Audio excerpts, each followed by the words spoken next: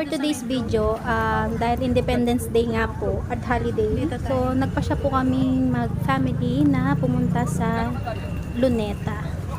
So, nakarating po kami dyan ng mga 5:30. So, ganyan po yung kaganapan. So, itong lokasyon na po ito ay papunta po ng Manila Hotel. So, meron pong parade na nagaganap. So, ito po yung lahat ng mga ahensya ng gobyerno ay nagsama-sama, nagtipon-tipon. At ayan po, yung napunta po namin is mga sa police, Air Force, sa SWAT, sa Bureau of Fire, at saka yung mga PMA. So, ayan po, marcha sila by category po.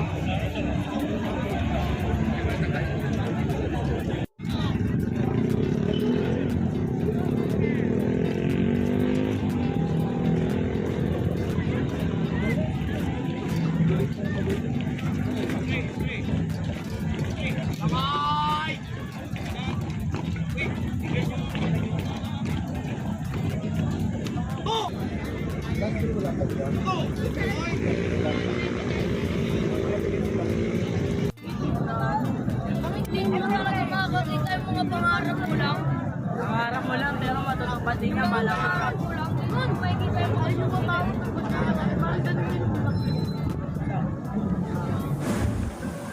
At dito naman sa kabilang kalsada ay meron pong mga parade of float. So, sa mga ahensya ng mga gobyerno din. So, yung mga nakita ko po ay yung mga sa Supreme Court, ayan, BSP, Department of Finance, tapos, at sa mga iba't ibang lalawigan ng Luzon, Visayas at Mindanao, meron din po sila mga float na hinahanda. At nag-start po ang parade na yan ay 6 p.m. onwards. Diyan sa may Quirino Grandstand.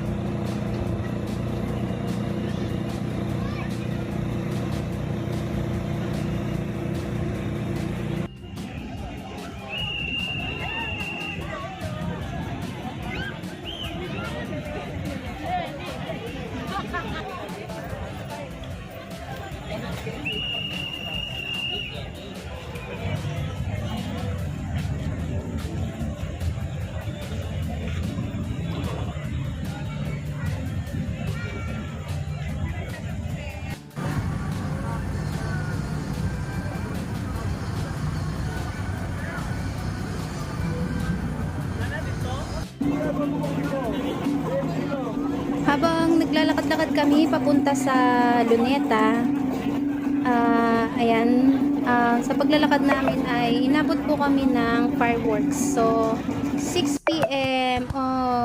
Start 6 p.m. Nag-start na po yung fireworks. So, yung location po namin ay nandito po kami dun sa mataas na bandila. Malapit po dun sa monumento ni Jose Rizal.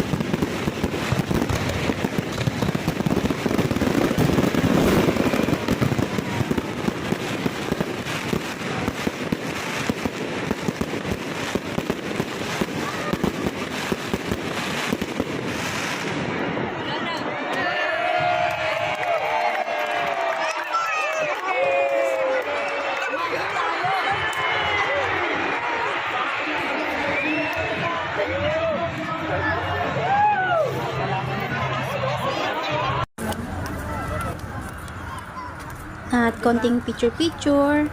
At maganda yung ano ng panahon ngayon, maraming tao, maraming nagsisidatingan at marami ding nagsisiuwian.